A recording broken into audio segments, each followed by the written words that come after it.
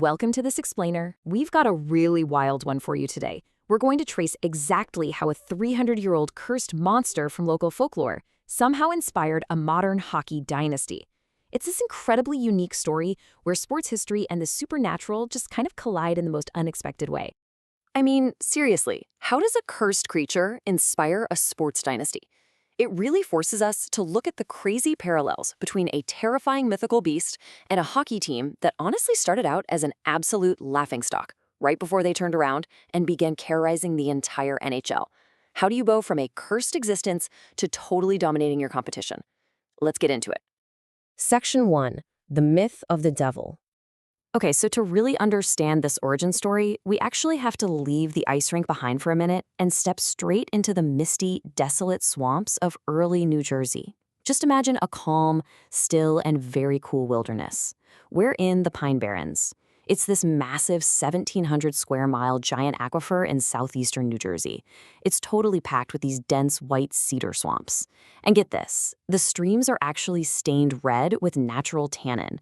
So yeah, this is the spooky, shadowy geographic setting where our monster was supposedly born. Now, depending on who you talk to down there, you'll hear competing folk legends about how the beast actually came to haunt the region. You might hear the famous story about Mother Leeds, an impoverished woman back in 1735 who cursed her 13th child during a fierce thunderstorm. Or maybe you'll hear the one about a young girl in 1778, cursed by angry townsfolk for having a treasonous romance with a British soldier. There's even a tale about an 1850 gypsy who cursed a woman simply because she refused to give her food. Whatever the origin, the resulting beast was pure nightmare fuel, often described as having this elongated body, cloven feet, and a freaky horse-like head. Section 2. A franchise in exile. So, fast forward a bit to the 1970s. Long before they were the monsters of the ice we know today, this wandering hockey franchise was just desperately trying to survive. Honestly, the team was a disaster. They started out as the Kansas City Scouts in 1974, and they only managed to win 27 out of 160 games. 2 years later, they pack up and flee to Denver to become the Colorado Rockies.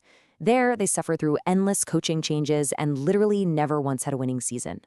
Finally, in 1982, an owner named John McMullen bought the team and moved them to the Brendan Byrne Arena in East Rutherford, New Jersey. But here's the kicker. Moving into New Jersey definitely wasn't free. To make this relocation happen, the new owners had to pay a staggering ransom of nearly $20 million. This huge payout was required just to compensate the surrounding teams, so the Islanders, the Rangers, and the Flyers, for encroaching on their established territory. They literally had to buy their way out of exile. Section 3. The Mickey Mouse Operation. You know, despite paying that massive fortune and adopting a brand new, fearsome moniker, the team's early days were, well, anything but intimidating. They had the name, sure, but they definitely didn't have the teeth yet. And that name actually came directly from the people. Over 10,000 fans voted in a newspaper contest, and on June 30, 1982, they officially selected New Jersey Devils. So the fans tied their new hockey team to that 250-year-old monster myth we just talked about. But as we're about to see, their opponents, yeah, they weren't exactly shaking in their skates yet. Actually, scratch that, they were practically the punchline of the entire league. The great Wayne Gretzky delivered this absolutely brutal assessment after his Edmonton Oilers blew out the Devils 13-4 in 1983. He called them a Mickey Mouse operation that was ruining hockey. Ouch. That set the ultimate narrative low point for the franchise. It was a very public, very stinging humiliation. But you've got to hand it to the fans who actually stuck around. They were incredibly loyal. Put yourself in the shoes of the crowd on January 27, 1987. A massive blizzard completely paralyzed the region, meaning a microscopic crowd of just 334 fans actually showed up to their arena. Those few diehards who braved the storm watched a 7-5 victory against the Flames and were instantly inducted into the legendary 334 Club. They were the ones witnessing the agonizing, incredibly slow build of a team that was fighting tooth and nail for respect. Right, so the big turning point? That arrives later in 1987. The team hired Lou Lamoriello as their new president and general manager. Under his incredibly strict, disciplined leadership, this nucleus of young talent, guys like McLean, Driver, Danico, and Muller, finally began to gel together. In that 1987-88 season, the proverbial curse was completely broken. The team earned its very first winning record in franchise history and fought all the way to the conference finals against the Boston Bruins. At last, They were playing with the ferocity of their mythical namesake.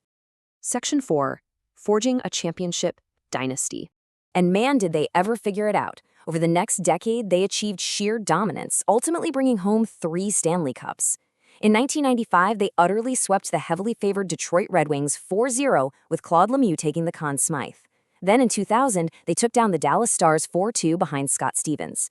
And in 2003, they bested the Mighty Ducks in a totally grueling 7-game series. Talk about an evolution. They went from a Mickey Mouse underdog to an absolute monster on the ice. And, that 1995 victory was way bigger than just hockey. They didn't just win a shiny silver trophy, they brought immense pride all the way across the Hudson River. This was literally the very first major professional sports championship in the entire history of the state of New Jersey. They brought glory straight from the Garden to the Garden State. Oh, and they achieved these titles with maximum drama. Take the 2000 Eastern Conference Finals, for example. They were trailing their bitter rivals, the Philadelphia Flyers, 3-1.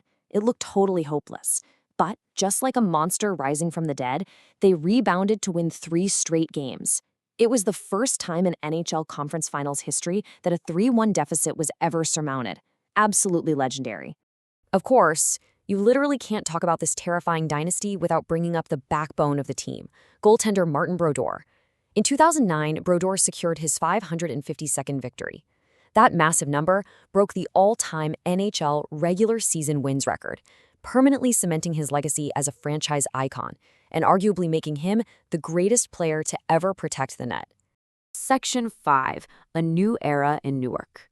But hey, just like the legends tell us, every great creature eventually has to shed its skin and evolve into something new if it wants to survive. And the franchise did go through a massive transformation.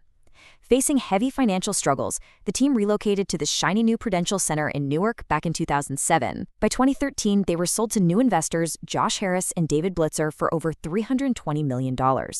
Shortly after that, the legendary Lou Lamoriello era finally came to a close in 2015.